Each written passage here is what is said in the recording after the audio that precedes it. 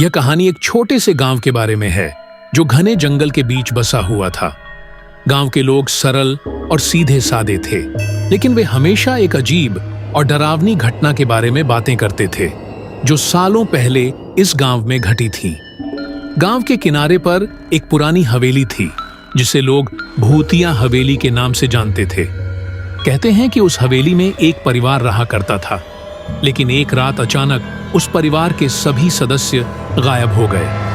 कोई नहीं जानता कि उनके साथ क्या हुआ, लेकिन तब से हवेली को भूतिया मान लिया गया। लोग कहते थे कि रात के समय हवेली से अजीब आवाजें आती थीं, कभी किसी के रोने की, कभी किसी के हंसने की। कई लोगों ने दावा किया था कि उन्होंने हवेली के अंदर सफेद साड़ी पहने एक औरत को देखा है जो हवा में तैरती हुई दिखाई देती थी। डर के कारण कोई भी उस हवेली के पास जाने की हिम्मत नहीं करता था। एक दिन गांव में एक नया व्यक्ति आया। वह एक युवा लड़का था जिसका नाम रवि था। वह इन सब कहानियों पर विश्वास नहीं करता था और उसने तय किया कि वह हवेली की सच्चाई का पता लगाएगा। गांव के लोगों ने उसे बहुत समझाया, लेकिन रवि ने उनकी बातों को मजाक समझकर अनसुना कर दिया। रवि ने एक रात हवेली में जाने का फैसला किया। वह अपने साथ एक टॉर्च और कुछ जरूरत की चीजें लेकर हवेली की ओर चल पड़ा। जैसे ही वह हवेली के अंदर गया, उसे एक अजीब सी ठंडक महसूस हुई। हवेली के अंदर सब कुछ बिखरा हुआ था, जैसे कोई तूफान आया हो। दीवारों पर पुराने समय की तस्वीरें लगी थीं, जिनमें से कई के चेहरे धुंधले हो चुके थे। रवि ने धीरे धीरे हवेली का निरीक्षण करना शुरू किया।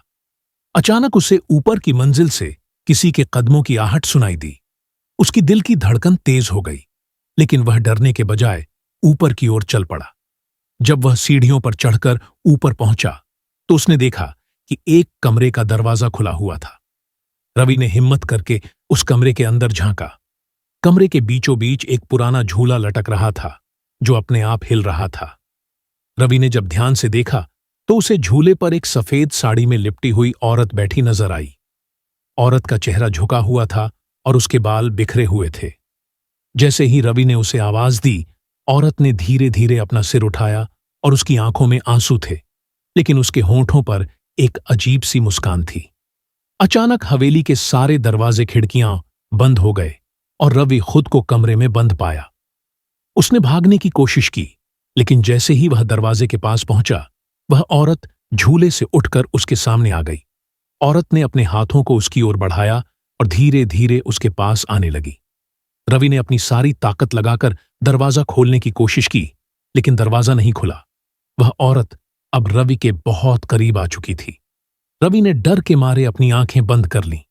तभी अचानक हवेली में एक जोर की चीख गूंज उठी और चारों ओर अंधेरा छा गया।